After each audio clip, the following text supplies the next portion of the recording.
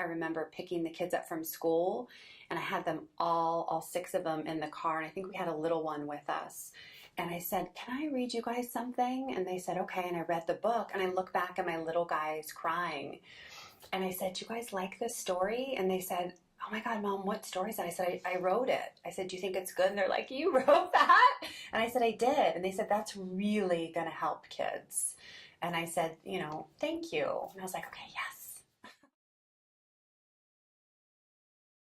I remember we had a 9-year-old, and I sat in the doorway and I watched her unzip the duffel bag and start reading the book, which is literally a child being removed. The first page is a child's being removed from their home. And then the next page, I could see her wheels spinning because things from my house are in the book, like my kitchen table with different color chairs, which is kind of fun. And I could see her like thinking, like, okay, this looks familiar. Okay, here's this dog. Here's this baby. This kind of looks like this home. And by the end, the last page, there's a photo of me and my story. And she looks up at me. She goes, "Is this you?" And I said, "It is." She goes, "This is really a good book." And I said, "You like it? Thank you." I said, "See the next page?" And she turned and I said, "That's my illustrator." I said, "She didn't get to live with her parents either." And she looked at me and I said, she was taken when she was younger, and she smiled and she really loved the book. And when she left, she took that all with her. And of course, I put my phone number in there and I said, "You call me if you ever need anything. We'll always be here for you." I love doing that because I'll start out by telling children, who lives in a house, and they'll raise their hand. Who lives in an apartment? Who lives in a hotel? Who lives, in a shelter? And kids will raise their hand. I live in a shelter. And I remember reading to this one classroom, and it had 3 kids there that were living in a shelter. And they were like, "Oh my God, like this lady's coming to our school talking about living in a shelter. No one's done that before." And I'll talk to them about that, and just different living situations. And some kids might live with their aunt or 2 moms or 2 dads or mom and a dad or whomever, and kind of normalizes things for them. And then I'll talk to them about foster care and adoption. Do you guys know what foster care is? And, I've had kids raise their hand, and you get all sorts of answers, but it gets them talking about it. And then I'll educate them. What is foster care? And I'll say, there's so many reasons, and you have to be, appropriate because you're talking to young children.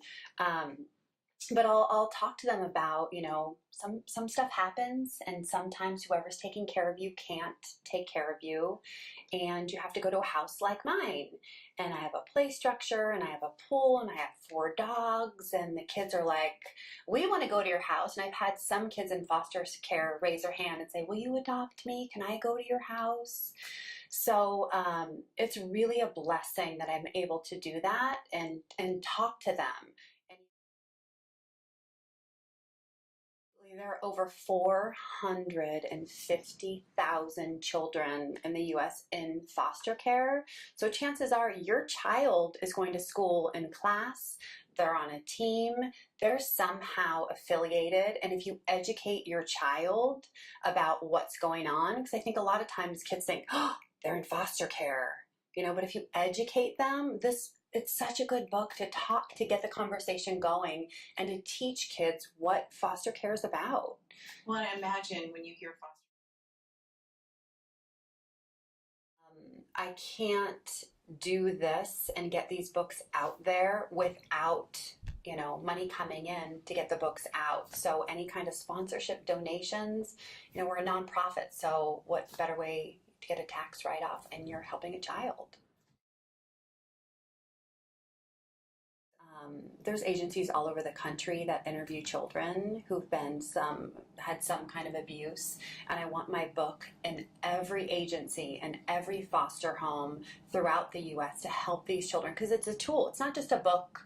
I've lived through it. We've taken care of children who've been abused. And I feel like when you live through something, you get it and you understand it. So when a child's being interviewed, or when they go home, or their parent is able to get this before, and help the child, think about what they're going through, and then it's going to be okay. My message is always, You know, we don't know what's going on with the foster, you know, why you were taken, the whole thing, or why you were abused, but the message is it's going to be okay. So if they could, at the end of the day, read this book and then have a smile on their face, that's amazing.